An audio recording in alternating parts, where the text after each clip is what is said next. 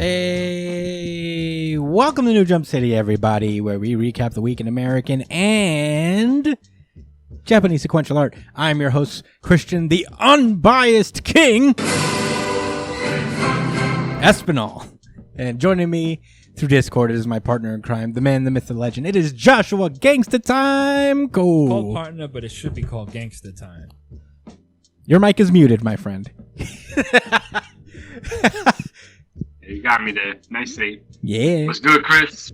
What up, Brian? Hello. Yes, Glad also. to be here, man. Hell yeah. We got an interesting week. Oh yeah. Also joining us through Discord, it is my brother, the fucking goat. You know what? I'll say it. I'll compliment Brian for an episode. You're the goat. It is Brian. What the fuck? Goat of what? I don't know, Brian. Come on, just take the compliment. It is. It is Edgelord Big News Brian. What's up, nerds? Hi. How you doing, bud?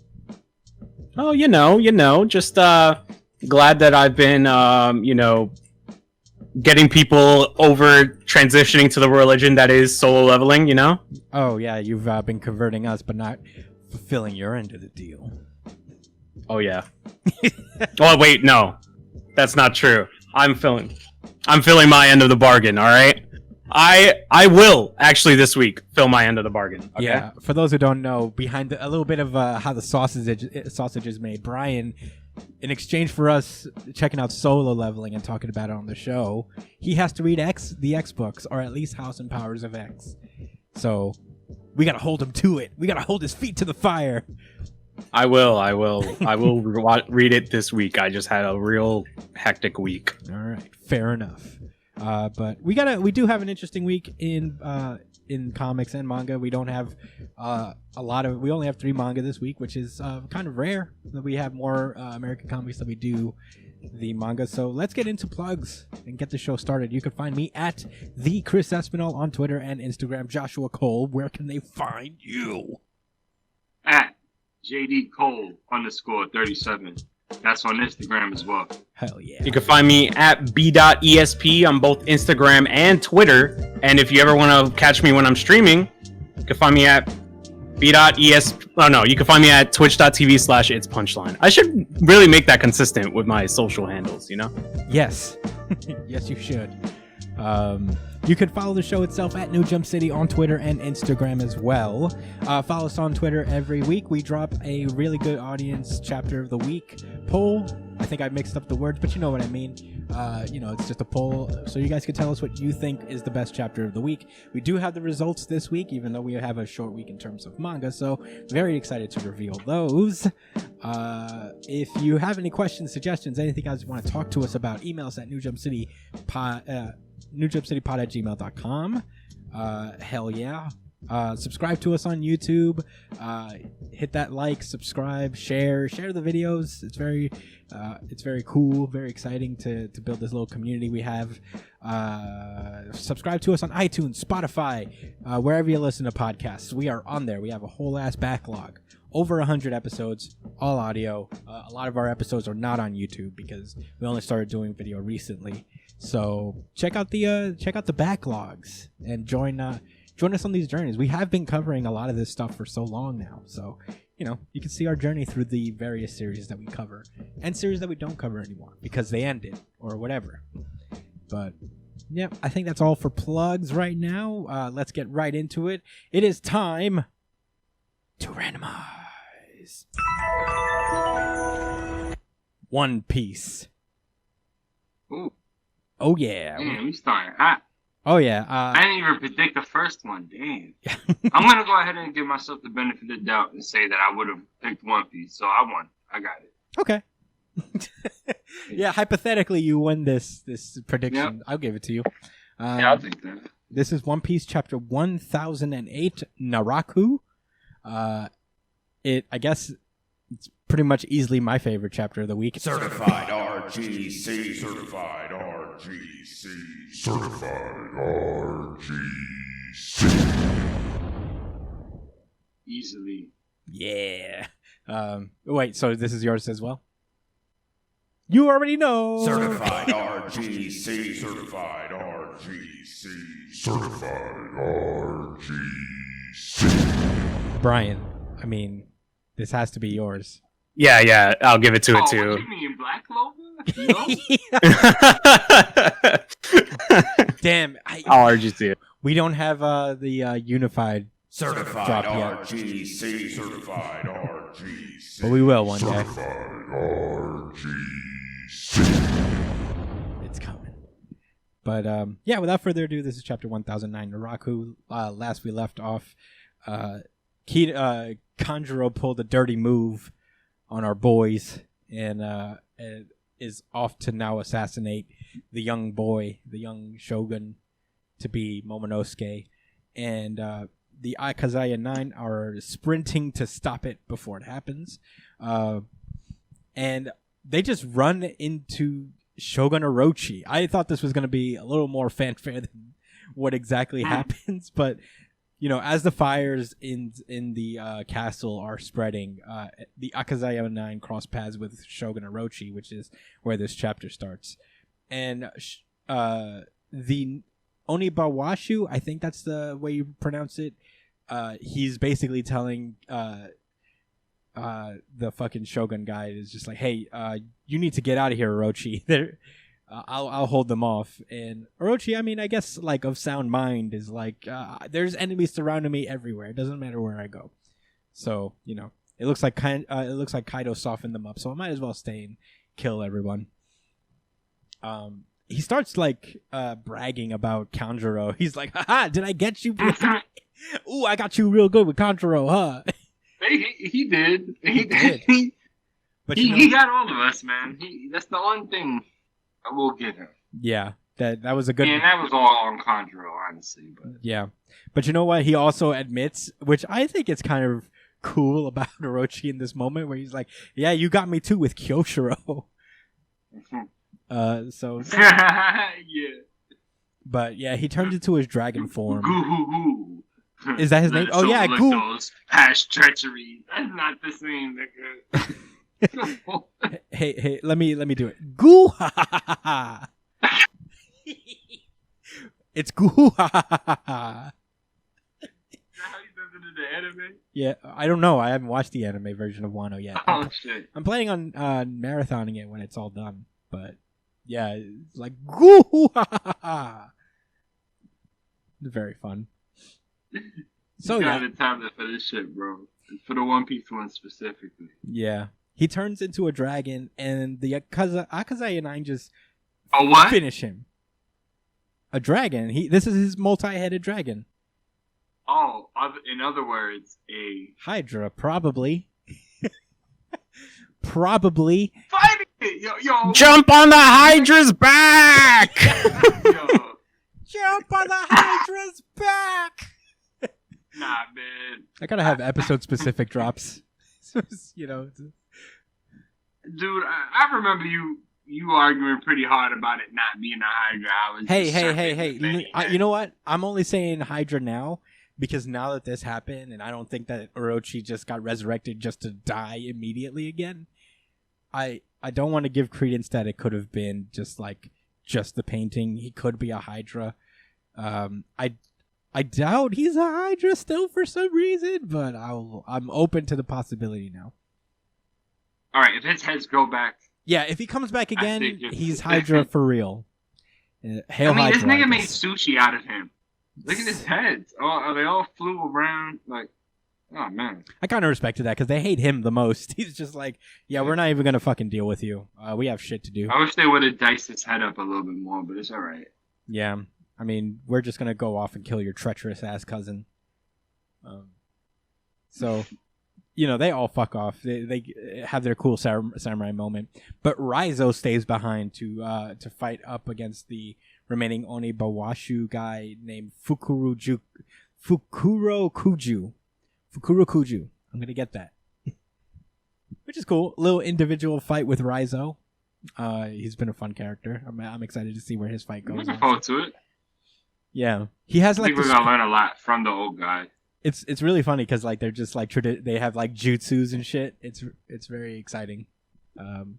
I feel like Raizo is exclusively like kind of an ode to Naruto because I know like him and Kishimoto were boys. So I like to think that this is like yo, salute. But meanwhile, back on the Skull Dome rooftop, the fucking main event is continuing. And it is awesome, you guys. I'm so stoked reading this. So last we left off with this fight, the team that's up there, which is, again, of Kid, Killer, Law, Luffy, and Zoro, have just kind of decided on the strategy. It's like, we cannot beat them when they're right next to each other because they are too fucking strong, especially together. So, now they have to find a way to separate them. And Law can't just do that with his powers because their hockey is particularly very strong. So, and I think... Which is interesting. Oh, yeah, I know what you're probably referring to is like the Virgo slash that from a long time ago. And I think like Law's power can override a certain level of hockey. So, yeah. I think that's pretty cool. Like, I guess... Yeah, it's not omnipotent. Yeah, it has its limits, and it's based, you know what I'm saying? Probably hockey gives it some type of either strengthening or, resistance. Exactly. However you want to take it. So, Kaido and Big Mom just start to gear up this attack, which is extremely reminiscent of the Giants, like the Giants from Little Garden, their attack from back in the day. It's way back. Like Dorian Bragi, when they were entering the fish, they were about to get eaten by the fish, and then Dorian Bragi just swung their fucking weapons. This looks like their attack. They both like just swung. Were they gonna get eaten by like a king, a sea king, whatever they call Yeah, them? when they were about to get eaten by a giant goldfish, essentially, a giant goldfish sea king. I remember because that goldfish sea king also had significance because it's one of the lies that Usopp told when he was a kid, that he once killed a giant goldfish, and they brought that up. It was kind of cool. Anyway. Oh wow, we dig deep into One Piece lore. I just remember everything about One Piece. Yeah. One of Christian's favorite pastimes was trying to get me to challenge his One Piece trivia. Yo, dude, I was training for this exact moment. So I could be like, hey, remember this? But yeah, I think it's significant, That means they've been on Elbaf and they know their technique. I know Big Mom has for sure been on Elbaf. She was, I think, raised there for the most part. Yeah, she is a giant. Yeah. Yeah. Okay, so they do their, like, together attack, which is so strong, it just blanks out the rest of the page, basically. It, like, eliminates the fucking background. And Zoro solo blocks it in the coolest way possible. He's just like, everybody get the fuck out of here!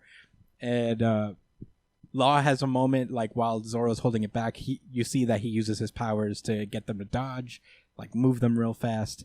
Very cool moment. And Zoro's in pretty rough shape. He pretty much, like, tanked that attack for them. He says, Zolo, are you still alive? He ain't not even looking at him as he acts. I don't know. So far, this fight between Big Mom and Wano is borderline Zoro fan fiction at this point. It's pretty cool. I mean, I don't think Zoro... Yeah, it's dope. I fucking love Zoro. I really do.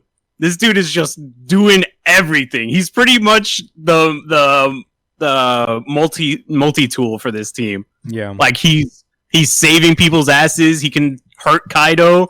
He could fucking block their strongest attack. Yeah. Like, this dude does everything. He's a tank, DPS, and support. For sure. Yeah. Zoro's we stay in Zoro on this podcast, honestly. He's been great. Bro, the name of their move that he took to the face is called Conquest of the Sea. Yeah. And Zoro just is like, oh, I guess I'll be here. I'll just take that by myself. I can hold that down. I like how Kid is like, yo, it's crazy that you blocked that, so thanks. I never thought I'd hear Eustace Kid thank anybody. So that was pretty sweet. But that doesn't stop Luffy at all, because like Luffy's already up in Kaido's face with the Red Hawk. Just like slings one over, Kaido dodges. Straw hat. Yeah, he said, whoa, what? Yeah, Luffy didn't even ask Zoro if he was okay. That was his boy. He just slung a Red Hawk, and he notices that Kaido dodges, and then he's like, "Hey Kaido, did you just dodge that one? Ooh, you knew that shit was gonna hurt."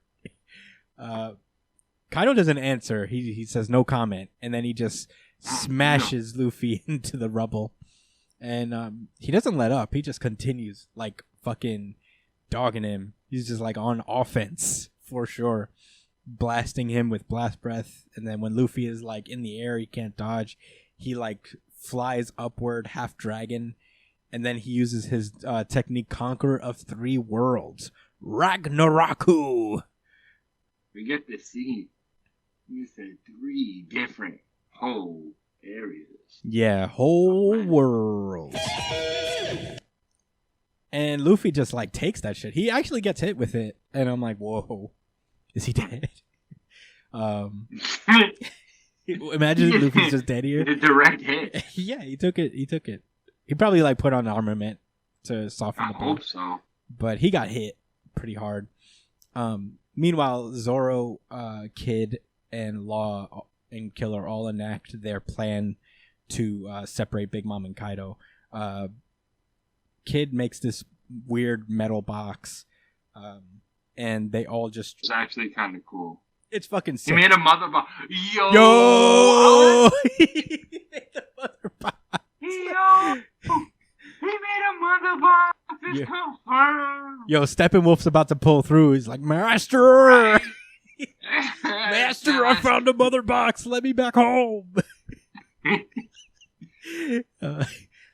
Oh man, that shit was lit. I was like, all right, Kid's pretty cool for that. Faux show.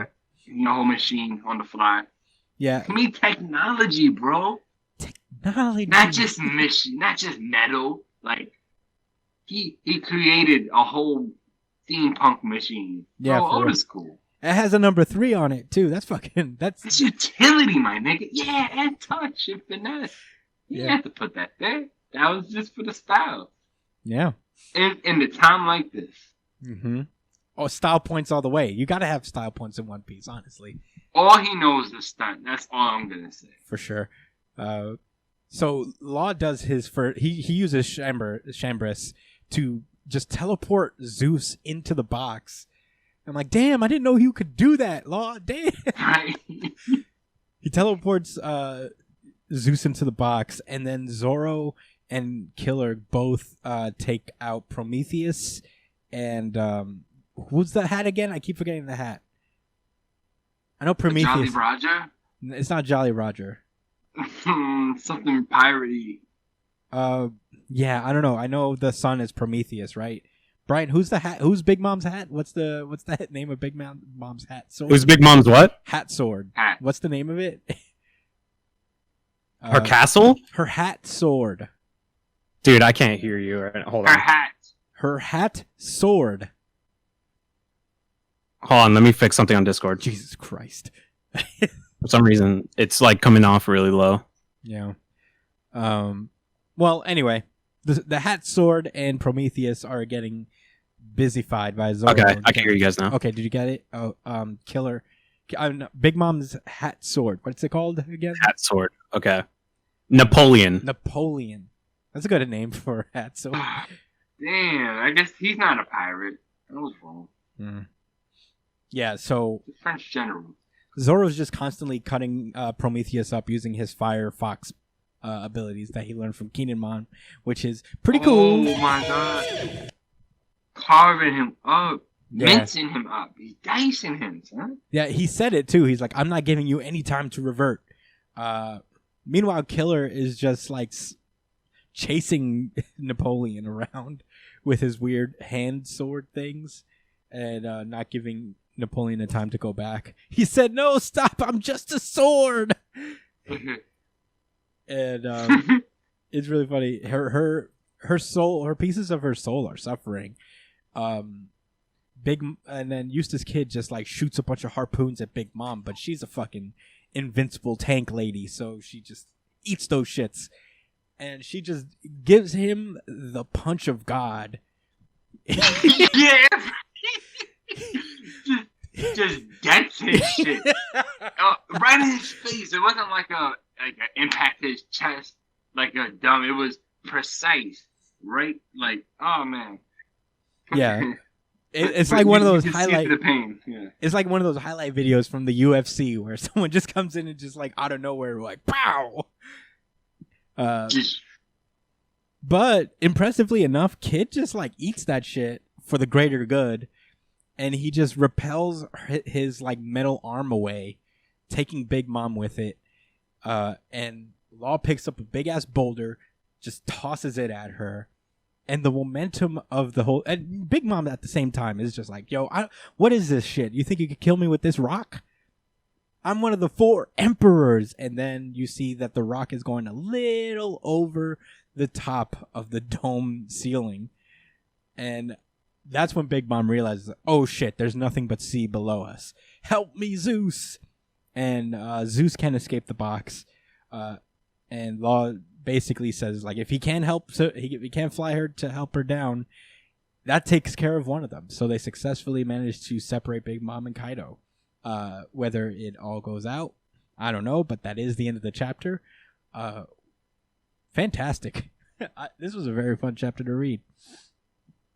So actiony. I didn't think we'd get back to them so like right now. I think it'd be it's like giving us like a little shot here and there. You know what I'm saying? Instead of putting it off and then stacking all of it. Yeah, he's sprinkling this arc with a little bit of like battle pepper. Just like here's what's happening back here. It's so cool, and this was such a fun strategy to see unfold. I didn't see it coming, honestly, but it was a cool use of everybody's powers and just everybody's just strengths. Just letting Luffy do what he does, which is beat up the guy that matters most, while they take care of the other business, which very quintessential One Piece, honestly. Yeah, that's exactly what happened. Although the last we seen of Luffy, who's getting his fucking head bashed in with a spiked club. Oh yeah, we don't know how well he's doing. He's not doing fantastically, it looks.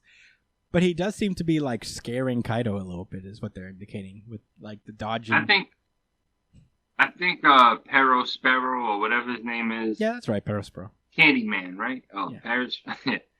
Pero Sparrow. I think he's gonna say Big Mom. I think. Yeah, you know what? I didn't think something's gonna happen like that. No, yeah, I don't think Big Mom's going down with this. I think she'll be like gone for a minute, but she'll be back, whether it's Pero Sparrow saving her. Because he is back on the board, and I think that was the significance of letting him like escape, is so he could come in and save Big Mom. But yeah, fantastic chapter. One Piece is just the best. That's all I gotta say about it. You guys ready to move on? Yeah. All right. Yezerski. It's time to randomize. Bloody Cross. Batman. This is Batman number 107. Last we left off, I think Batman's monthly now.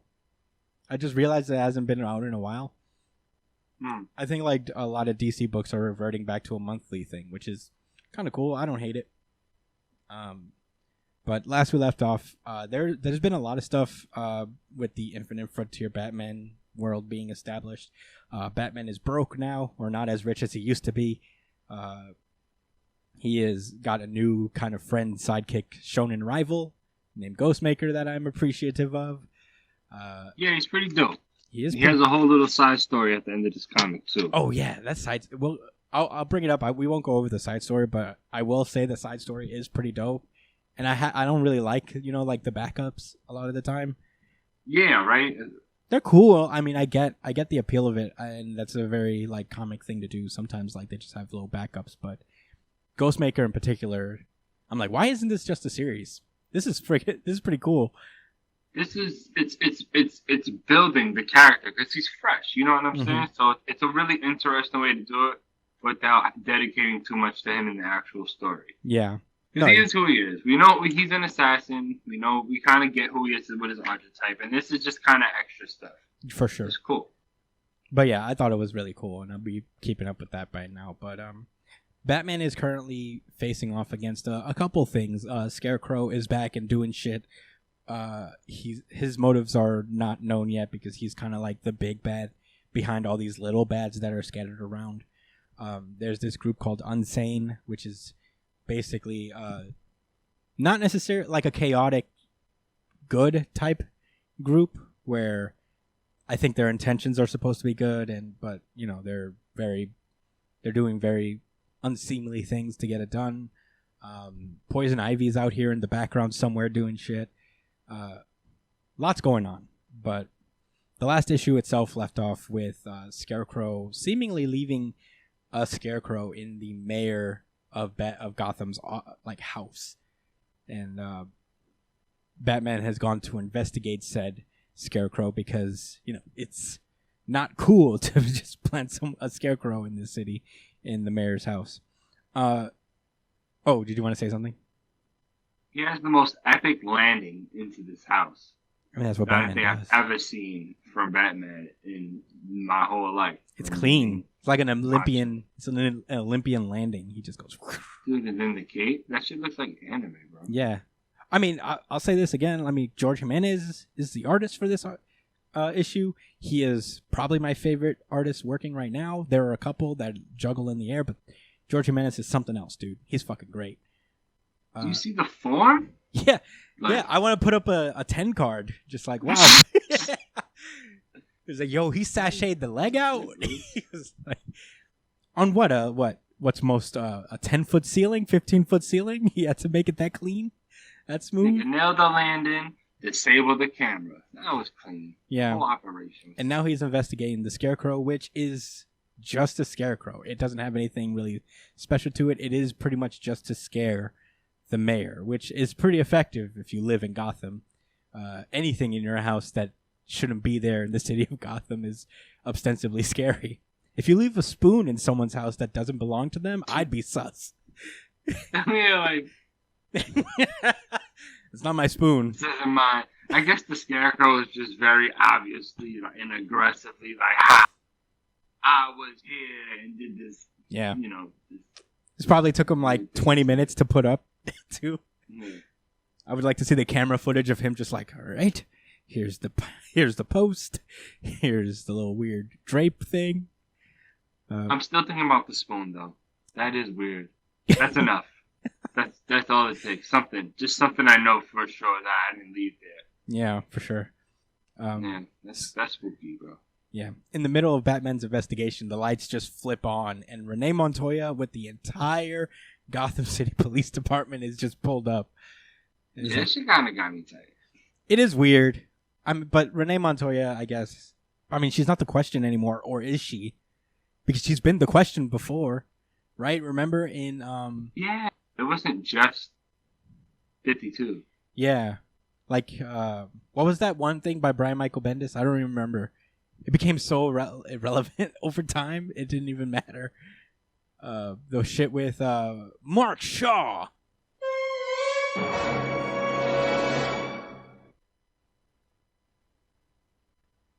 No, I don't remember either.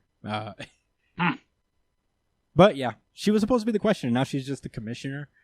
In Jim Gordon's absence, as he's going John Wick on the Joker right now.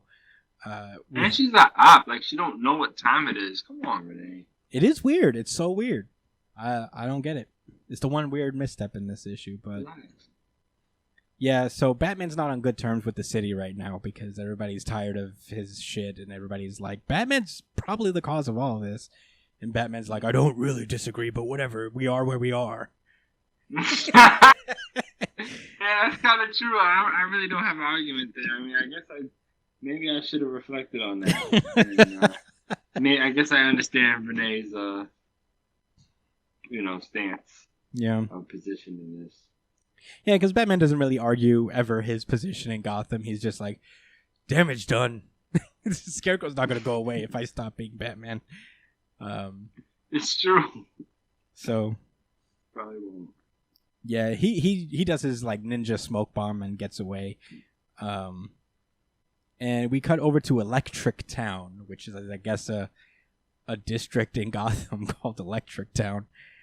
And there's just this guy, typical Gotham Knight, dude in a mask is just running around stabbing people. And Harley Quinn comes in, subdues the guy, and she recognizes him. Actually, he's just kind of like one of these goons that hangs around Gotham every now and then. One of these regular goons. He calls himself Stabbo now, and Harley Quinn's like, Stabbo. The police pull up, and he's like, and they're just like, yeah, step away from him. He just stabbed a bunch of people. And Harley Quinn's like, he just needs his meds and stuff. So, if we could just get him to like into an institution with his meds, he'll be fine, because he's like fine on his meds. And the police officer insists on making trouble, and Harley Quinn just whacks him across the face with a fucking wooden bat. And yeah, she gets drawn into the whole mess, which is unfortunate, because Harley's whole thing is she's trying to like actively be a superhero within Gotham, and she just smacked the shit out of a cop with all her might. So it's not a good look, in theory. Yeah, well, I guess old habits die hard, right? Yeah. But she's about to get like drawn a gun on, but that's when Ghostmaker comes through, and he's like, "Hey, come with me if you want to live." And they disappear together. I know this lady is a villain. I forget her deal. She pulls up, and she's like, she is back in Gotham after all. That means there's still hope. Well, check this out. If you pay attention to what Dabo was saying in his crazy rhetoric, he kept talking about the roots, and it's like something about like the roots coming up, and the jungles of hell. Roots will bring the city down. Yeah. Yeah, it's Ivy. I think they're colluding to something with Poison Ivy. Yeah, she's out here doing shit behind the scenes, and we'll get to see more of that. This woman here. Those are plant dogs. Yeah, they do look like they are plant dogs. I just forget this woman in particular's whole thing, but she looks cool. Her design is fire. In any case, we cut back to the clock tower, where Barbara Gordon is now operating as the Oracle. She's kind of semi-retired from the Batgirl role.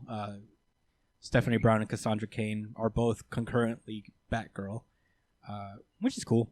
I'm here for it. And they kind of just like compare notes of their investigation so far. Batman investigated the body of the Scarecrow that was left behind on the recent attack by allegedly the Joker in Arkham, and it turns out that it is not the real Scarecrow. It's just like a prosthetic body double. So they start to think about it as like, is maybe he did the Joker thing, like maybe he manufactured some version of the Joker toxin and attacked Arkham, but no, there's no way to know for sure right now. They talk a little bit about the Insanity Collective and their leader, Master Wise. He claims that to have gotten his hands on an old piece of Mad Hatter tech, and he's trying to reboot Gotham to shed like the traumas of their past and build a new future. And that's like the big objective, is to, I guess, get rid of heroes and villains alike and just start fresh with Gotham. So the Mad Hatter, is he an imp? No, he's just like a gross guy. He's like just a small guy who uses hats as weapons, essentially. Like that's his gimmick. He's a Batman villain. I don't think he's an imp, but that's his deal.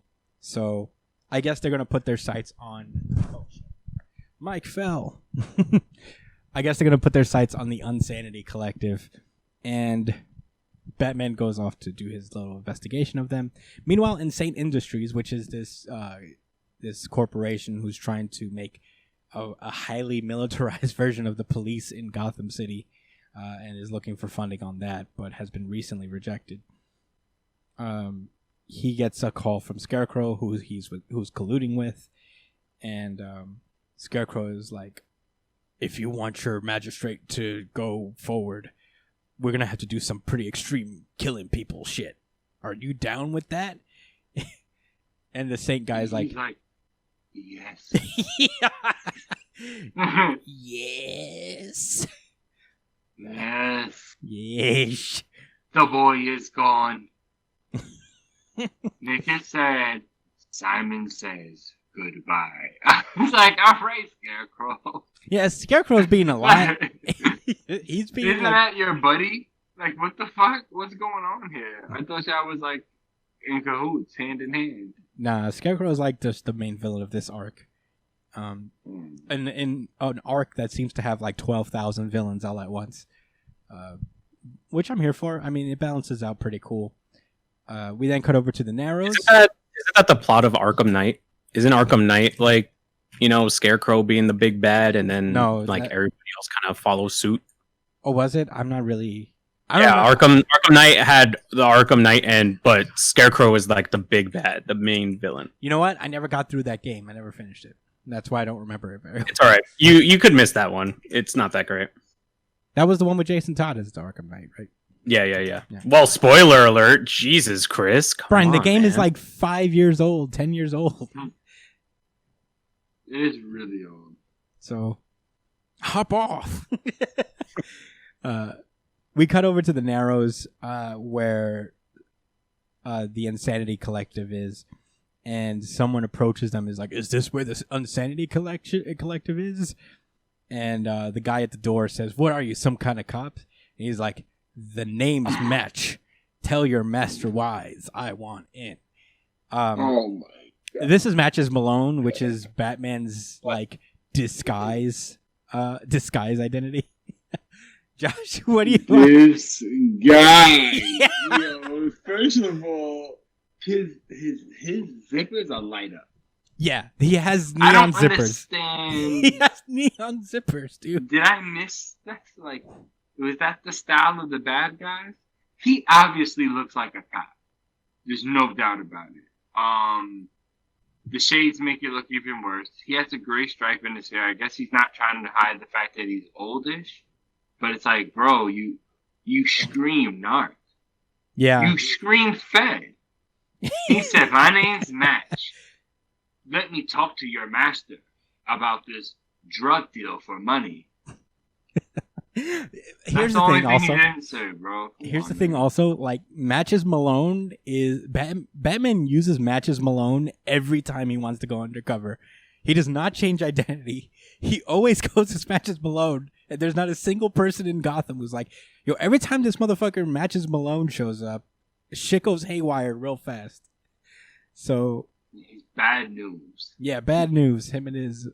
and yes, his whole outfit is just like crazy. He has flashlights on his zipper. I mean, on his jacket. I noticed them. I was like, oh, those gadgets or something? I thought that was Jim Gordon. Yeah, no, he's got either fluorescent zippers or neon zippers. I don't know, man. But you know what? No, they're lights. They're glow up. That's what I'm saying. They're neon. They're like like those little rings that you wear at raves. It's just that technology. No, I think he charged it up. I think he had to put it on a USB cord. Power source connected to his vest. That's funny. There's no doubt about it. It's powering his whole situation. No, he had to wear all this because he doesn't have his like rich guy clothes anymore. He's like, they all got repoed. I had to wear this unmatching shit. This weird neon zipper thing I got from the 80s. But yeah, I mean, that's Batman. The rest is the Ghostmaker backup, which is pretty cool. So, very fun issue of Batman. There's a lot of stuff being built up. I think in order of, villain groups, I would say that maybe like it's Scarecrow, the Unsanity Collective, Poison Ivy, probably at the very top, because her motives are not really known very well. So I think like she's for down the road. But yeah, a lot of cool stuff. Scarecrow's design in this arc is pretty fucking fire. He's got the big straw hat. It looks menacing. I'm here for it. But that's all I gotta say about Batman. You guys ready to move onward? User. It is time to randomize. Rocket to punch!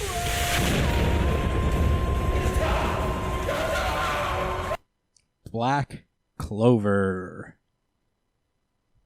This is Black Clover, chapter 288, Manifest. Last we left off, Asta came in and he saved Noct from the two demons that were ravaging his entire soul. Guido Mello's with him. It's very a cute moment where Guido Mello's just like, Master Noct! And embraces him, very happy that he's alive. And he's not a whole corpse. Yeah. Noct is like, I don't matter, just go on without me. And Asta's like, don't tell me you don't matter. And he just swipes out his pain away. Basically heals Noct.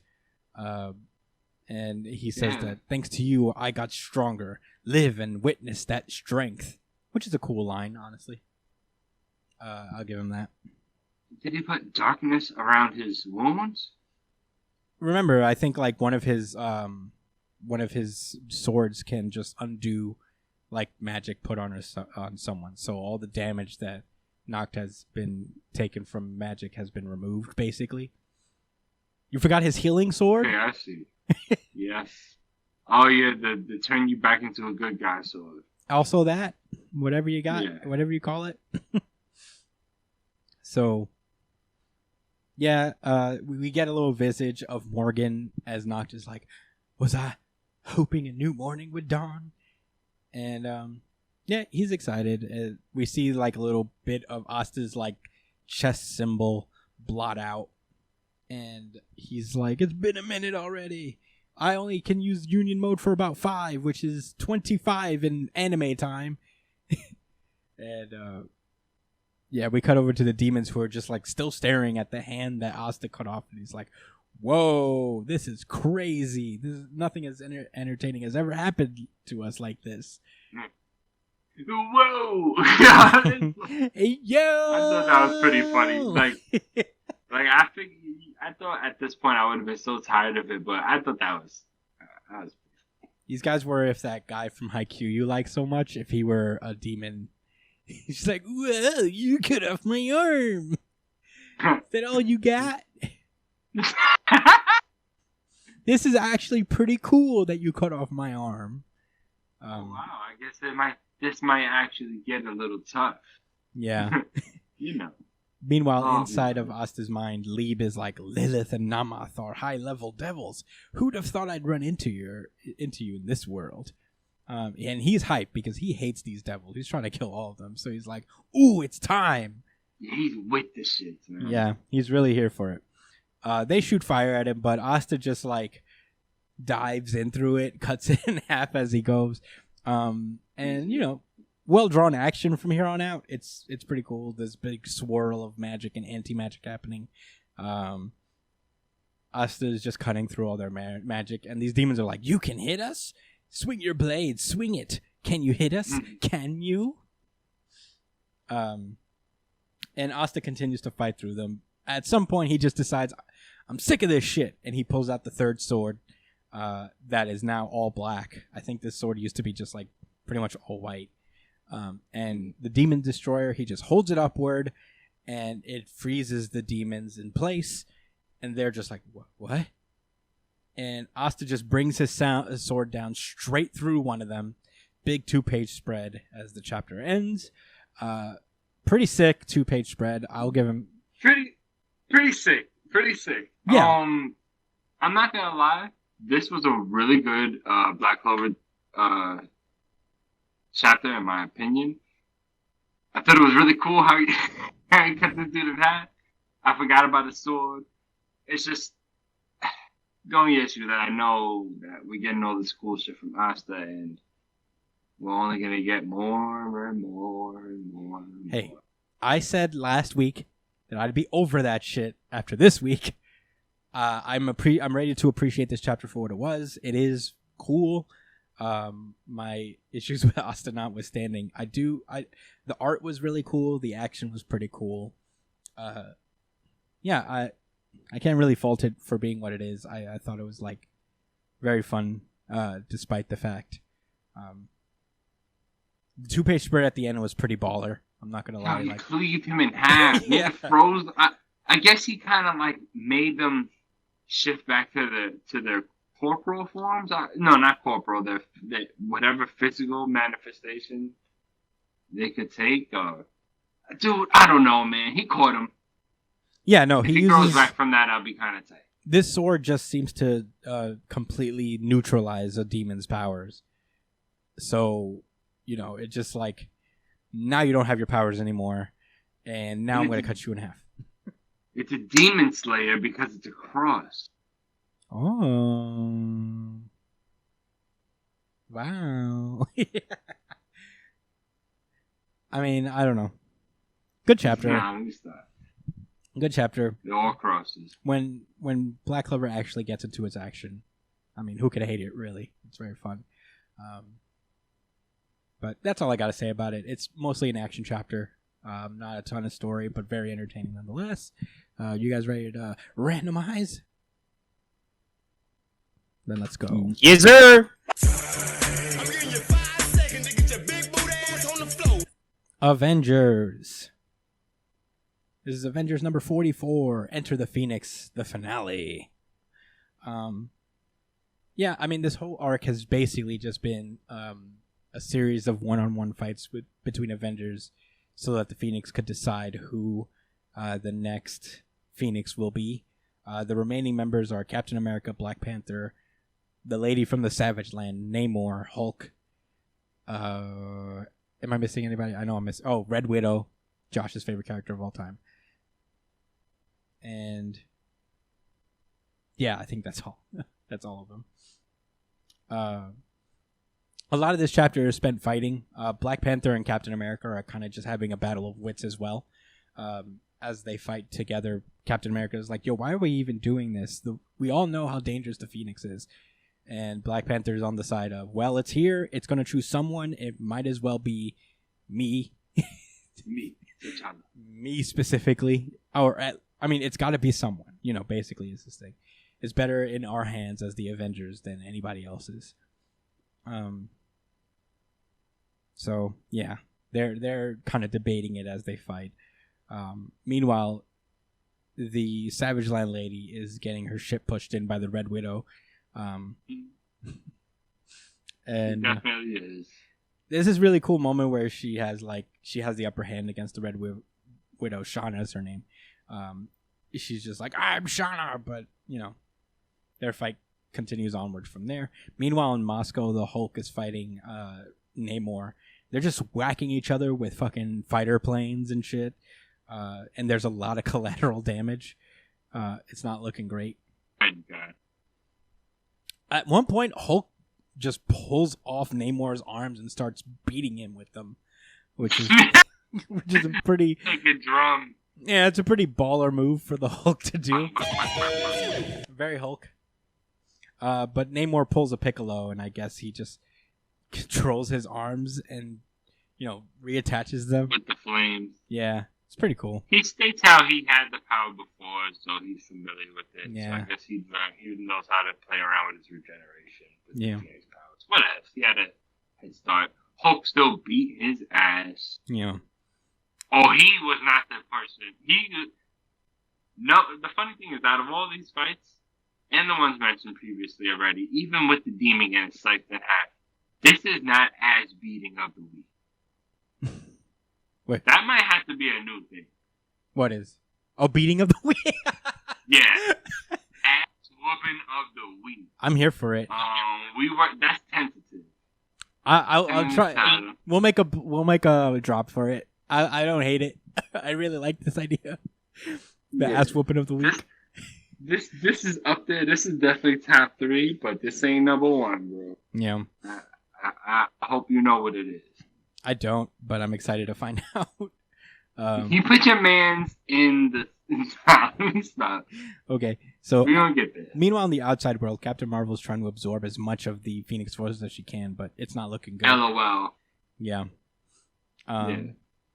Iron Man is synced up with the fucking dead celestial that they live in, using That's I guess actually pretty lit. which is by using celestial Bluetooth or something. He's just like, I'm locked in, I got it. It is a pretty cool power to be able to do. That's pretty fucking strong. But yeah, they're all just trying to retain the Phoenix as best they can.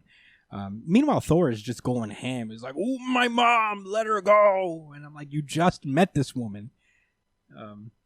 But to be fair, I think that's kind of the point, is that, like, for whatever reason, Thor is weirdly susceptible to it. Because Jane Foster's trying to hold him back, and she's like, "Yo, he's lost his fucking mind, dude. I don't know what's going on with him."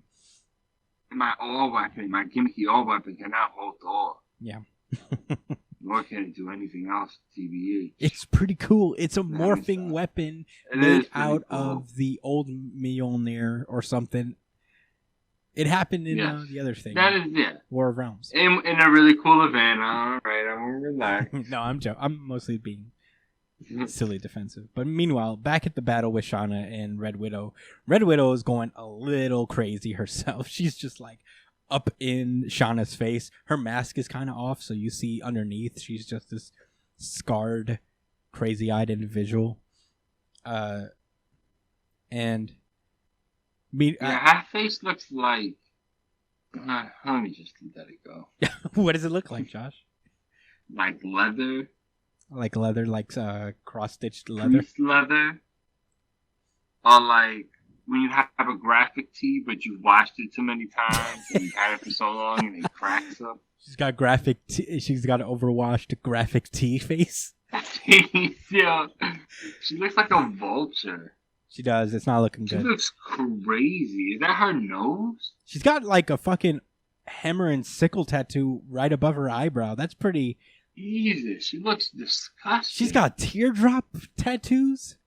I think that's. Mad What... at them. I'm like, man. Oof. I don't know, man. But after a certain point, just the Phoenix starts to fucking act up, and the power starts to leave people. Oh, well, actually, somebody just pulls in and just like fucks them up real fast, like single-handedly. It's just this figure completely engulfed in flame, and the Phoenix powers just start to like leave them and go to this individual, and it travels to all the current battles that are happening so far, and just like takes the fire away from them, takes the power, but I think this is the ass whooping of the week you were talking about. No. It doesn't happen in this. Okay. I'm surprised because like she literally this person punches Namor so hard that all of his seawater leaves his body. That was pretty dope. Which means he's dying currently. Like Oh. he's currently like literally dying. And she's like, "Yo, I've just punched every last ounce of seawater out of your body. If you don't want to die." He looks like a fish out of water, literally. He's very confused at the moment. He's just like, "Whoa, what just hit me?"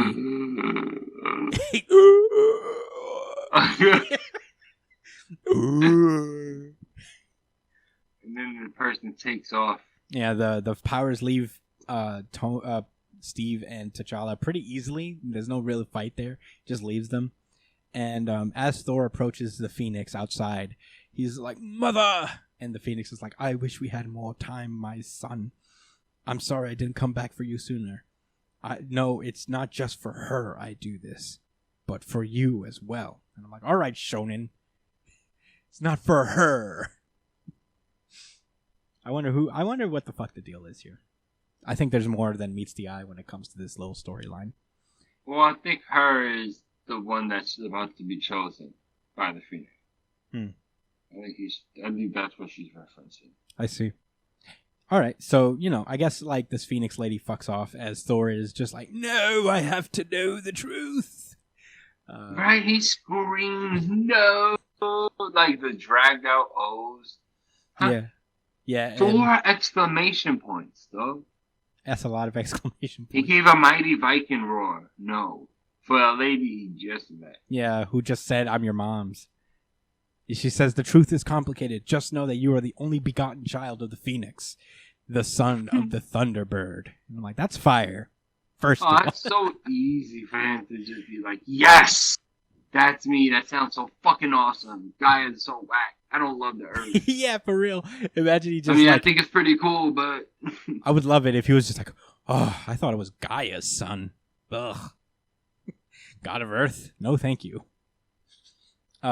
And all the Phoenix power just goes over to this one epicenter.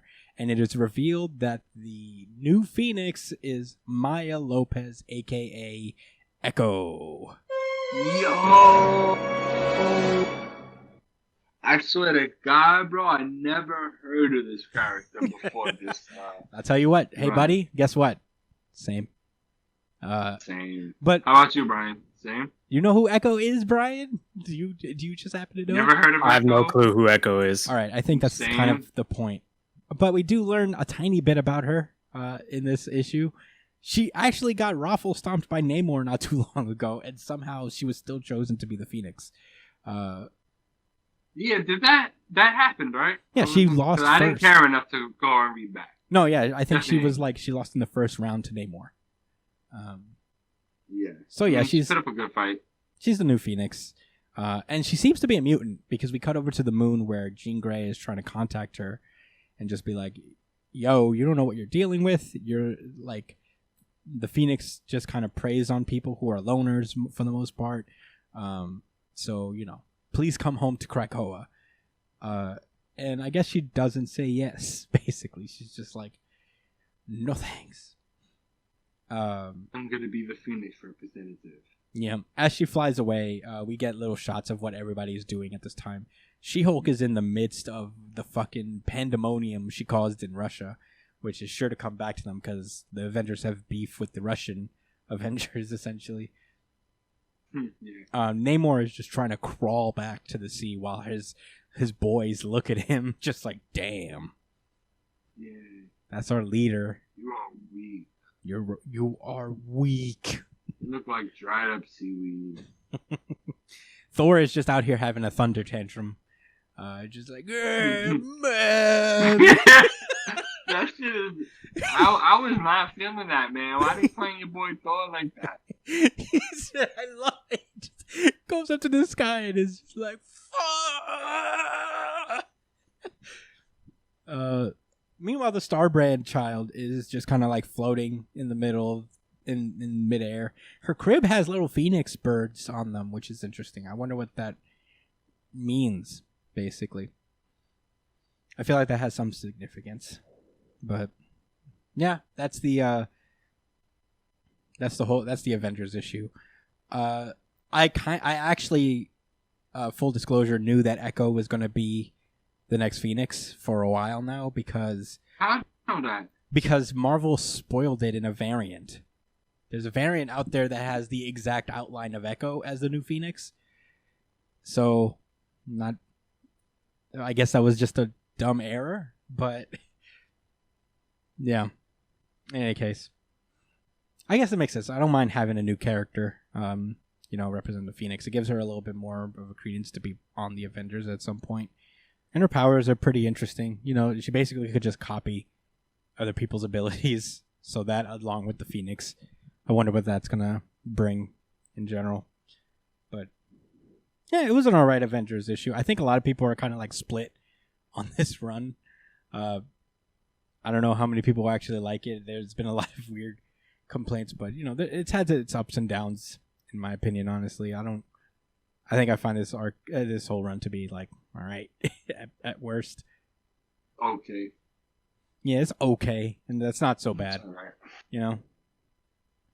I mean, it's following Hickman's run, which is pretty hard. It's a pretty hard follow, honestly. Yeah. Yeah, but in any case, that's all I gotta say about Avengers. You guys ready to randomize? It is time. Yes, sir. It's time to randomize. The sound I use has no indication on the series that we're talking about, but it is Undead Unluck. This is Undead Unluck chapter 58. Eyes Shia Shia. Shinkai. What? A Jinkai? Shia Shia. Jinkai. What? I think it's Jinkai. But anyway, this is Eyes of a Dragon. Last we left off, the Union has been hunting the UMA known as Summer. They just destroyed one of the bodies of Summer. Summer, in this respect, is basically a big dynamite monster that kind of feeds on gunpowder and just makes little spawn bodies. So they're looking for its genuine body, and yeah, we get little flashes of Shen's backstory here and there. In fact, this chapter starts off with one of those, as Shen is basically like, "Yo, May, check this out! It's a martial arts tournament. Let's join. If I could join and I can win and get some money, we can we can say goodbye to the life in the boonies." And so they enter this tournament. Shen seems to lose pretty bad. He gets hit. And the big guy that beats him, this full adult man, is like, "Your punches are weak, 10-year-old. They lack finesse." But yeah, Shen isn't done. He just kind of wakes up and is like, "Enough of this crap. This ain't over." But out in the distance, the big adult man's master is like, "Jinkai, you know nothing of martial arts, but you show such strength. Care to learn my style that has yet to be named?" So, yeah, they basically take him in, even though he's an undisciplined, brawling brat. So, cute little moment. And we cut over to the present, where shenanigans are happening between characters. Andy is, "Wow, you've gotten so strong." And Andy's like, "Back off. 6 feet, my guy." And yeah, they get interrupted by a big fucking staff thing just drops from the sky, and Fang appears on top of it, ninja style, with, I guess, what looks like the real bodies of Summer. And he basically just commands them to go. The Summer bodies start scaling the mountain, this building, which has a bunch of gunpowder stocked inside. They were using this building kind of as bait. Shen fucks off to go take on Summer because that seems to be the most fun option for him. And meanwhile, back down below, Andy is left to deal with Fang, and he basically uses this artifact known as Game of Death, where he, I guess, summons these zombies, essentially. And Shen, I guess, just changes his mind, jumps off his Nimbus cloud, and is like, "You know what? Never mind. We'll switch. You guys take on Summer. I'll take on these zombie things." Yeah, right. Yeah. He's seen something. Yeah.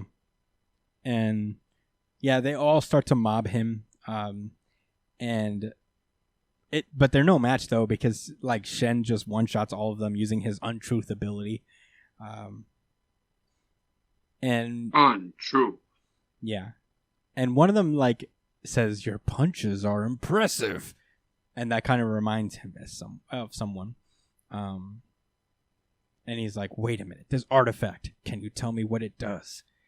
And Fang reveals that the artifact allows him to place anyone he's killed into a bead and have them do his bidding. And he remembers the guy he just defeated as a disciple of his school. Obviously the guy from the tournament that he fought when he was 8 years old and beat him up. So, yeah. Fang goes like, "Oh, I presume you bear a grudge." And honestly, I really like this 2-page spread. I thought it was well drawn. They clash fighting bow staffs, and Shen is like, "Nah, I couldn't care less about that. It's survival of the fittest." And Shen goes, "Jinkai." Yeah, that's why I said that before the start. He's got blood gushing out his cheek, and he's just, Yeah. that's our guy. We can't go wrong with that. Yeah, for sure. That's where the chapter ends. I thought this was cool. I like the art. I think, like, for whatever reason, I'm starting to see like little improvements in Undead Unluck's art that comes with doing the series for a while. It's been, I don't know how else to say it. It just hasn't been on such an epic scale as One Piece has been. Yeah. Or even, I guess, Black Clover, kind of, since they're in their endgame arc, Mm-hmm. But it's been chill. It's been a nice vibe. I like that I could read it and not have to expect anything. I Yeah. still like it. That's how I feel about it too. It's just like, this is good. I think everything else is just like such on a high. Then when you read these in a row, it's just like, oh yeah, Undead Unluck happened. But this is, it's not bad at all. I'm enjoying it all right. But I guess this is a short one because that's pretty much all I have to say about it. let's randomize. Bad bitch from Tokyo. The X books, starting with Excalibur number 20. Last we left off, Captain Britain is back. She has just returned from, I guess, traversing the multiverse, and Psylocke and them were able to get her to a real body, but she coughed up this necklace at the end of the last issue, which tells us that she has been under the possession of Malice. And my initial thought was like, who the fuck is Malice? And thankfully, Excalibur, in doing something that's actually kind of getting good at, is kind of just explaining things now, which I very much appreciated. We cut back to Doncaster, England, way back when, where this rebellious teenager with pink hair pulls up and just starts being a real rebel towards her mom. They have like this argument where she's just out, staying out all night, and she's not really taking care of herself, and the mom is like, "You're worrying me," and she's like, "Shut up, Mom! I wish I were dead." Yeah, it's pretty intense. Come on. Yeah, and the mom comes up to give her some food, and it turns out that it looks like Alice, the girl, has died, but she has like this weird astral body. She's like a ghost, essentially. And she's like, "No, I'm here. Can't you hear me? Well, I guess I'll just fuck off." And she just leaves. And we get a little informational page of the exact powers and history, a little bit about Malice. And Malice has apparently shown up before in X-Men. Basically, her mutant abilities seem to be that she's able to leave her body and possess other people. And the way it works is that she can possess people by, tagging them with this necklace that basically sits in their throat. And the way to remove her soul from their body is to just kind of like force the necklace out of their neck. So creepy. Yeah, it's a very creepy power.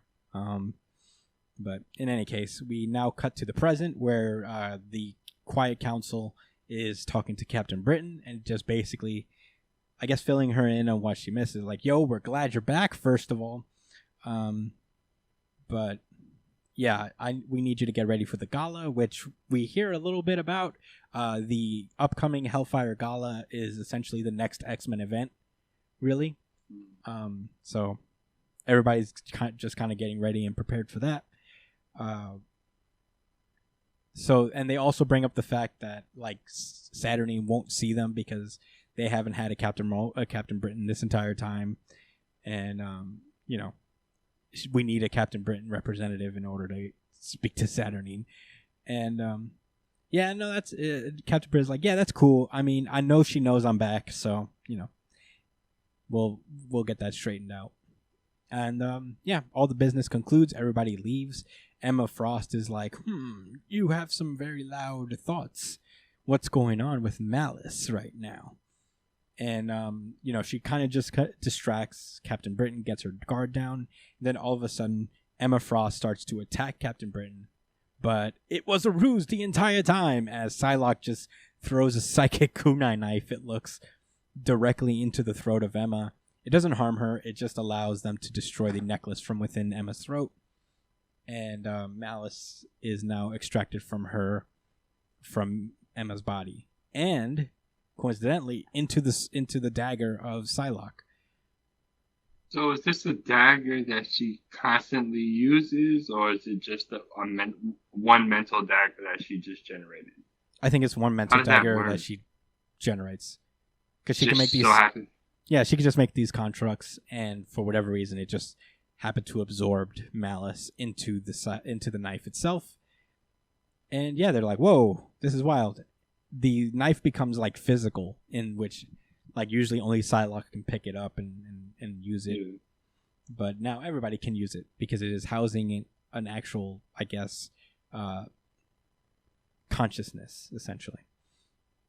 Xavier pulls up and is like, "Did you think you could fool me? If you couldn't fool Emma, you couldn't fool me."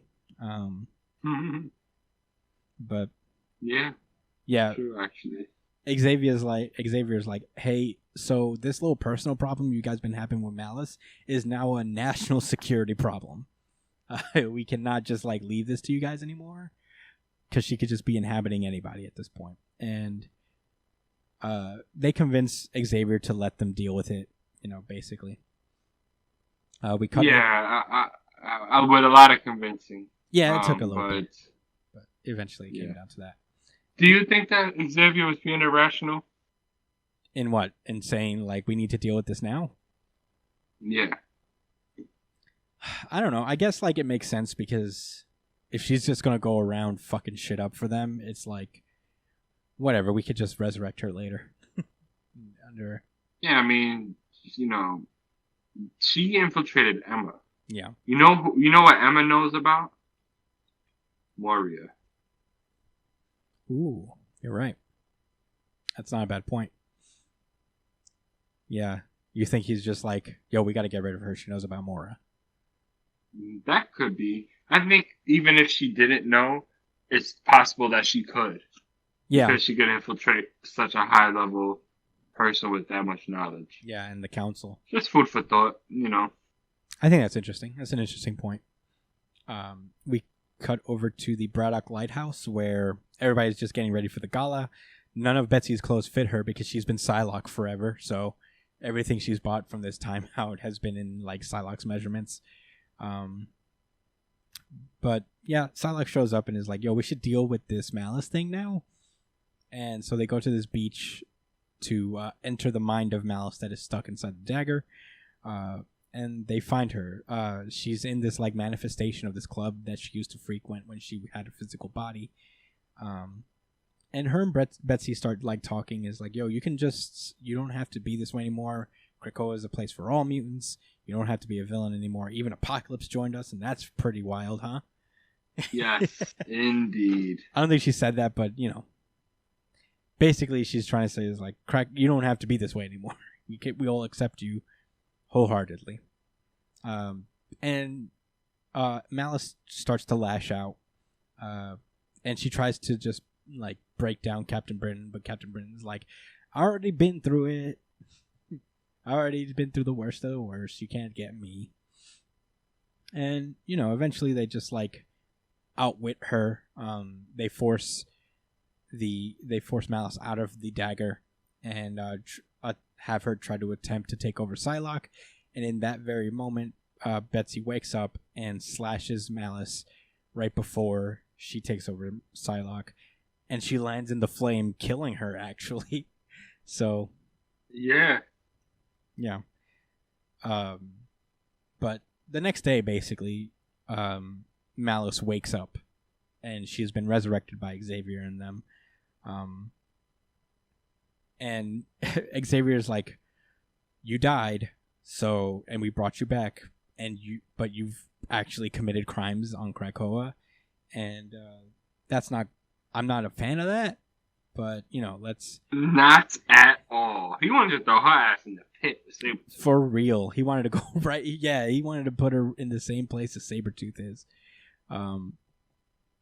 and basically everybody kind of around Xavier tries to convince him of a better suited punishment. It's just like, hey, I say we let her off. She ain't bother me. I'm good. Psylocke's like, I also think she should be saved. Emma's like, whatever, I don't care. I think she deserves an opportunity rather than punishment. And Xavier's like, well, it looks like I was overruled. You got lucky. Welcome to Krakoa. And a new dawn for Malice. I guess she's going to join the Excalibur team, which makes all the sense, I guess. That's pretty cool. Yeah, I'm here for it. And at the end, you notice that there's like a little bit of informational blurb about the National Suicide Prevention Line. So I think that's what the theme of this story is about depression and suicide and stuff. So it's a nice little story, whether she joins Excalibur or not. Yeah, it was nice. It kind of brought me back down to earth. Yeah. When I read that, and I was like, oh, I see. Yeah, she was. That's kind of what the beginning of the story was, what she mentioned. Mm-hmm. that she was dead, and that was pretty crazy. Yeah. But yeah, the other X book we got is Marauders number 19. Last we left off, the fucking Verendi kids, they're fucking assholes that just want to fuck up this little tiny city in Asia called Madripoor. They're basically just doing it to fuck with mutants, essentially, because mutants are trying to like stake a little claim over that city. And yeah, they basically made it so like they brought in the Reavers to cause trouble and make the X-Men look bad and make these nasty android post-human bio life forms. Yeah, made up of the former like random goons that the X-Men have dispatched over the years. So yeah, they're in a like politically precarious situation because if they now attack Madripoor, they are risking the ability to be accepted by the United Nations, which is kind of the point of the whole gala. It's to host this big dinner with like a lot of, you know, national leaders so they can kind of become a normal country, pretty much. Yeah. Meanwhile, on the Marauder, Callisto is talking to the Marauders team, and she's basically like, "Are you volunteering to get put in the hole? I mean, this is kind of dangerous. You're putting a lot of shit at risk by still choosing to help Madripoor." But yeah, they just she kind of helps him out. She gives him a cache of weapons, and she's like, "Wait here for a signal. Just plant this." She also gives them like a little root of Krakoa. Plant this in the sewers while she goes out to get her reinforcements, which is pretty exciting, honestly. Which turns out to be more exciting than I thought it would be.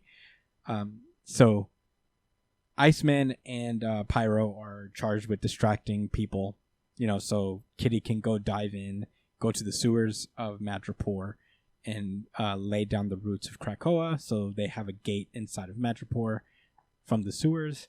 Meanwhile, Callisto goes over to this like habitat basically that she's found for the Morlands, who were her former team. These basically sewer mutants. They lived in the sewer for a while, and they were former enemies of the X-Men. Gross. One of them is the fucking Kimimaro mutant that is gonna join, is like up to join the X-Men like for the vote. Which, if this issue kind of made it more cool, like if Marrow gets chosen, because she's fucking fire, honestly. Yo, Marrow's mad cool. Yeah, Marrow's fucking dope. We'll learn that later. So yeah, Callisto basically convinces her team to go and help the Marauders. They're basically kind of unknowns, and they're not associated with Krakoa as far as I know. So they are able to just go into Madripoor, where the Reavers are just randomly fucking people up. And they just start beating on these fucking Reavers. And in particular, Marrow just comes in from above, stabs this Reaver in a really cool way. I hope she wins that vote, man. Enjoys the X-Men. She's very cool. Bone powers. Kimimaro. Bone powers are pretty cool if you use them right. Yeah. They sure are, Chris. There's this one mutant though that's really gross that has like a head tongue. Oh man, that thing is weird. Oh my god! I think that is the mutant. That is who they are. The tongue part. Yeah. I don't think it's like two entities. I think it's the bodies of them. Maybe. Oh man, it's real gross. A super detailed one. Look. It's funny. I know I was reading this and I thought of you. I'm like, oh man, I bet Josh is like cringing right now. Oh, yeah. This thing is. I'm gonna only use half a fan. Yeah. So you know, the Morlands fucked them up pretty bad. Morlocks, I think they're called. And meanwhile, at the Verendi hideout, Dr. Frankenstein is just watching the Reavers do mean things to people and is like, yes, good. But Bishop pulls up behind him with a strap. It's just like, stop turning people into monsters. or I'm gonna fucking end your life right now. Dr. Frankenstein is like, you may take out this lab, but you won't be able to stop me. I have video cameras. Sit your little ass down. Yeah. He's just talking real big. Yeah, he goes, I have video cameras here, so you know what? This is gonna fuck you up in your UN acceptance thing. And Bishop's like, oh yeah, no, I saw those. I disabled those cameras right when I planted the explosions. And Dr. Frankenstein is like, fuck! He runs down and he basically gets his lab blown up along with, I guess, the other Reavers he was working on. Pretty cool. But yeah, Reavers are taken care of. The day is saved. I guess the Reavers are gonna live here in Madripoor as kind of like the unofficial protectors and, you know, representatives of Krakoa. There's this one gross scene where the fucking tongue man is drinking. He's got his head fully dunked in a glass, and then he pulls out of the glass. And I was like, ooh, I don't like it. Muty Town. Muty team. And that's where that issue ends, basically. I wonder who that person was that he's inside of. I don't Is know. that an actual person? I don't know. I don't know what their deal is. It's all I know. It's real gross. But that was Marauders. I really like Marauders this week. I think the X-Books. Yeah, it was a fun issue. Yeah, I agree. yeah. X-Books were good. I'm excited for the gala. I think we only have a few more issues of other books before we get to it. Yeah, it's been teased enough, and I don't think it's not going to be a major event like X of Swords, but it's definitely going to be spicy. It's interesting how all these different books are getting like little events surrounding them, you know, because like Ten of Swords was about Excalibur, the Marauder stuff is getting its own event. I wonder if it's like a cycle where every book is going to have, well, probably not every book, but most books are probably going to get a very relevant event around them. It's kind of interesting, but yeah, that's all. It's rewarding for people who follow the series. Yeah, I mean, all the more reason. It's just like you got to buy every fucking X-Men book in order to if you really want to get into X-Men these days, you have to kind of read every single thing they do, because Marvel's found a way to just like, what if we really made people have to spend their money in order to really understand what's going on with the X-Men? But I don't know. That's why we do it. So you don't have to, I guess, to a degree. But it's time to randomize. America, fuck yeah! King in Black. We only got 2 left, and this is a good way to close out the show, kind of. We are starting off with the Venom tie-in to King in Black, number 34. Last we left off here, Venom was inside of the Hive universe of the symbiotes, trying to get back into our world. But Null found out that he was hiding in there, so he was like, fuck out of here. I'm capturing you. And yeah, he's just holding Eddie Brock over a cliff right now. Eddie Brock delivers a sweet elbow right to the chops, but you know, it doesn't really affect Null. Null just drops him, but as he's like monologuing, we see little symbiotes start to crawl onto Eddie as he lets him go. And as Eddie falls again from a heightened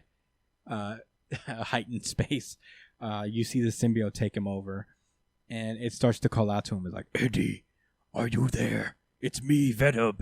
I'm back with you. Venom. It's me. We're best buddies. Yeah. So, yeah, the Venom symbiote finds its way back to Eddie, which is, I guess, kind of adorable in a way. It's like, best friends forever. We don't quit. We don't quit. And all that other stuff. Oh, yeah. This part got a little confusing to me because Venom seems to just, like, appear back into the regular world as a giant Venom for a hot second. I can explain. Kind of. Go for it. I can give my theory. I think that's not It's just Venom the symbiote with Eddie's consciousness. If you had the hive. Okay. That makes It's sense. just a transplant, and that's just literally the symbiote with like a husk. Kind of like, Iron Man without a suit. I see. Yeah, that makes sense. But yeah, he's just storming around they're all trying to get to. Well, this is why it's also confusing because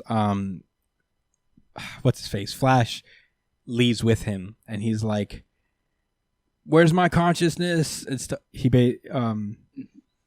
He's like, "I can't really do anything because I don't have my physical form." And Venom tells him to go off to his grave, essentially. It's so weird. That doesn't make sense. Then That's what I'm he saying. not- I got a little confused in that way, where I'm like, "What is the deal?"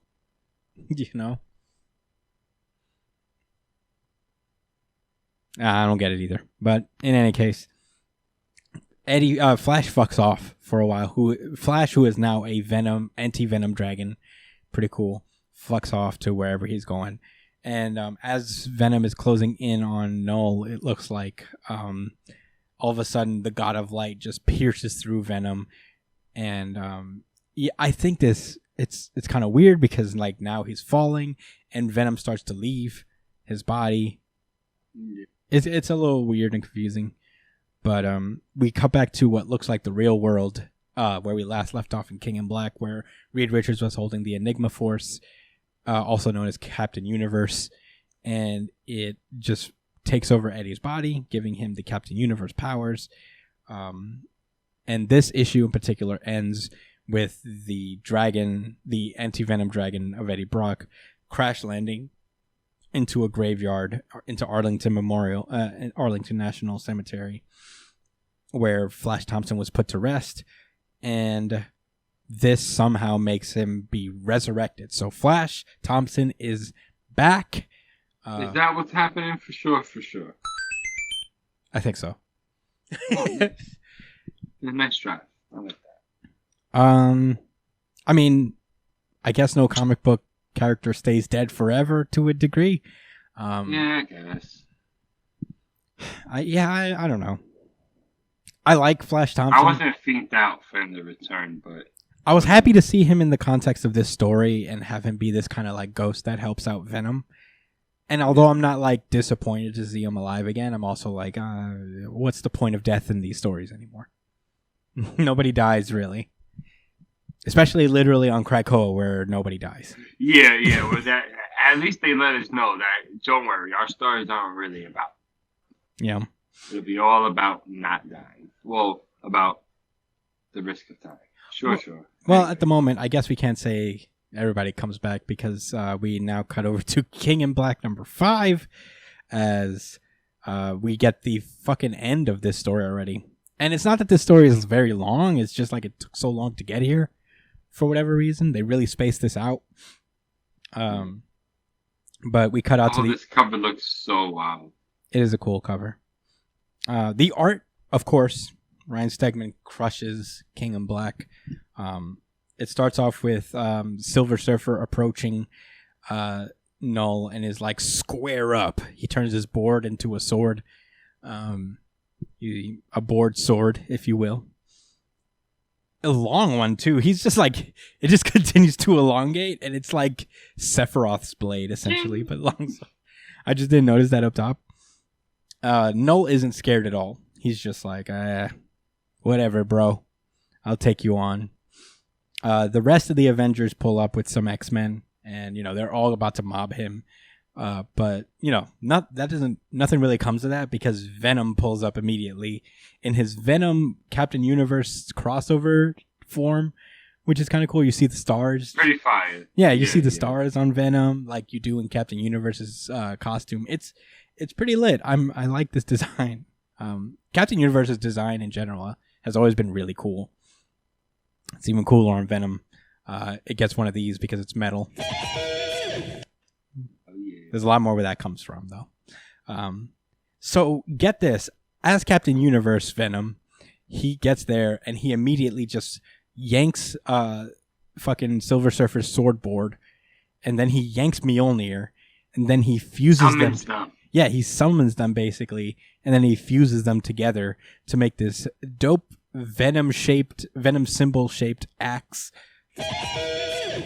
And he's like, and the rest of this issue, is this what the ass beating of the week is, Josh?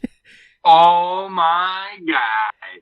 When I tell you, you want to talk about solo leveling, bro? This nigga Venom powers up and smokes this nigga. Spoiler, sorry guys. Yeah, I mean, That's you know, exactly what happens. the rest of this issue is basically Venom raffle stomping fucking Null like almost nothing with this axe. Yeah, we call that easy money, GG. Yeah, for real, it's easy money, GG for him. He's just smacking him around with his megaton hammer, and then checks him for talking shit about his son. You know what? I'm gonna let you go ahead. Yeah, not only that, Null tries to summon the Celestial that he has, but Venom's like, oh god, alright. He just jumps up from under the sewer and then just chops off the Celestial's head casually. And then he comes right back over to Null, like, you thought I forgot? And then he just drives his axe right through his chest.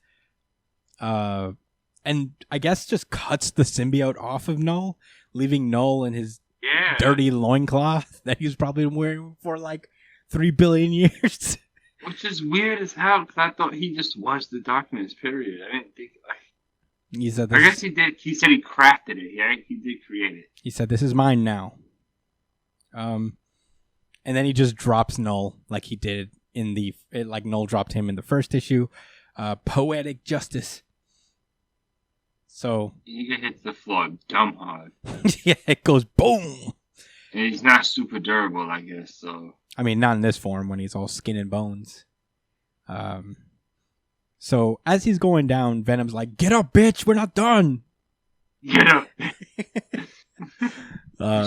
It's pretty great. He's being, he is having his way. Dude, he took it personal, man, because he's like, you want to talk about my son? Right? He said, yeah, let's go have a talk. Yeah, He brought him into space. Yeah, he carries Null into space. And Null's still talking shit. He's like, you will never break free of me. That void, it's eternal. The darkness has teeth, child. So just for funsies, like, Venom just burns his face off as he's talking shit. Yeah. He's like, Right. ah! With his hot He's breath. like, I have teeth, too. Ah. I don't know. He's like, I have teeth too. Ah! Yeah, he's out his face. Hold that real quick. Then just for extra torture. Null didn't even know it was coming. Null was really like, ow! Shit! Oh my god. That's my favorite part of this entire issue is just Null going like, ah! Ah! His tongue is out and he's screaming. Yeah, I guess it is cathartic. For no reason, he didn't even have to do that. So Venom just carries this motherfucker into this fucking sun and burns him alive. And Venom's like, this is for Dylan. And I guess Null just disintegrates. As after that, that's when the Enigma Force starts to talk to him. Where he's like, Edward, do you feel it? You've done it. They are singing to you, Edward. Null, he is gone. His hive, they are free. And all the weird Null fucking beings start to melt off of people. And it turns out a lot of them were vampires. And Blade just pulls up and his work's not done, so he just starts to attack the vampires where they stand. And they all just mob him, so I'm like, this is random. It's like, you couldn't let it go for one day, bro. But unfortunately, the hive thing, the big shell around Earth starts to disintegrate, letting in the sunshine, and ends up killing all these vampires at the same time. Which is cool. I guess that worked out for the best. But yeah, Silver Surfer and Thor are standing around the axe, and they just like, might as well give it a shot. Yeah. Bored to me. And Thor says, Mjolnir. And the axe falls apart and turns back into Mjolnir and the surfboard that Silver Surfer uses. I was like, whoa. All right, that was weird. I guess this is over. And Silver Surfer's like, yes, but I do not think things will ever be the same. And yeah, it's not necessarily over yet because Eddie notices that like Dylan is like weeping in the corner in pain, just like, fuck, this hurts. And Eddie knows what to do, basically. He's like, Null is still inside you. I had to get rid of that little piece inside you that is still Null. And so he goes, kablam! And just reaches into Dylan's very soul. And he pulls out the little bit of symbiote within Dylan, freeing him from the symbiote once and for all. And after that happens, the Captain Universe powers start to melt off of him. And it starts to explain that, like, you've done well, Edward, but I must leave you. You do not need the light to protect you. Not anymore. You have a new role now. I mean, what if another major threat comes? Well, this is why, is that, like, now Eddie doesn't necessarily need Captain Universe because he is something else, something new that we'll explain. As Eddie is like, we're okay, we're fine. And the Venom symbiote starts to take over, like, just starts to envelop his body again. And he says, stay here, I'll be right back. And he just flies up to the top of this building as the Venom symbiote starts to explain to him what he is now. And he says, they are speaking to you in our ancient tongue because you defeated the Void. You freed our kind. You are the hive mind now, Eddie. You are the King in Black. And now Eddie is basically Null. Like the new Null. Which is pretty cool. I don't know where Venom's going to go from here, but that was essentially King in Black. The next issue is actually the 200th overall issue of Venom. So I guess this run's not over yet. I'm very fascinated to see what comes of this. Now that Eddie's basically a god. What are your thoughts, Josh? I mean, you said it, right? What the hell is there to do next? I mean, the cover looked pretty interesting, and I guess he's going to have a little bit of fun with his godlike abilities, but they have to get a little bit more in depth. I'm pretty sure it's not 1-to-1. He's not like the void, the god of the void. You feel me? Like where he is. He's the gonna live. We'll see. I'm interested to see the extent, but I'm proud of Eddie, man. I'm happy he's a 100% dedicated good guy, and if an author decides to make Eddie Brock a petty villain again, I'm gonna find that person and have more than words for them.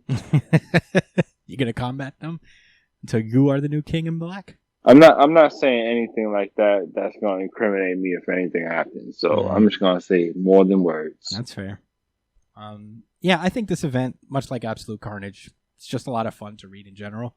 I don't like Absolute Carnage. I don't know how necessary these tie-ins are. You know, like you could pretty much probably read the whole Venom series and the Venom tie-in and the King in Black main story overall and still get the picture of the story.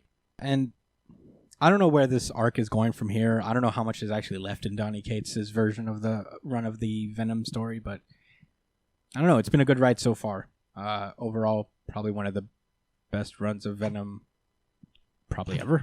I don't know. It's very good. At least of a just solo Venom series, right? Yeah, that's what I meant. That's for sure. One of the best overall, I guess, Venom stories. And probably like the only one I've actually consistently read. Like this is probably my first Venom run that I read as it was coming out. So, you know, that's a pretty good start, in all honesty. Highly recommend. Check it out. And it's all kind of one continuous story. It doesn't really deviate too much. There's not a lot of vital tie-ins to things. You could pretty much read it all straight through. It's a very good... It ended up doing something that made all the other series have a tie-in, if anything. So that's pretty cool. Yeah. And although I'd love to see a Venom and X-Men crossover. I think that'd be pretty cool. Maybe that's coming down the line. I don't know. But yeah, a great redemption story for the character of Eddie Brock. It's a great character development thing. I like it when like runs have one consistent writer all the way through. Yeah. You know, I don't know where you go from here. So I think the end is near for Donny Cates and Venom, but I'm not sure. I didn't really look that up. But yeah, that's all I really got to say about Venom and King in Black as a whole. Fun event, fun story. The art is fantastic. Like, if you're going to pick it up just like for the art as well. But with that being said, that has been King in Black, and that has been our show. Thank you guys so much for listening.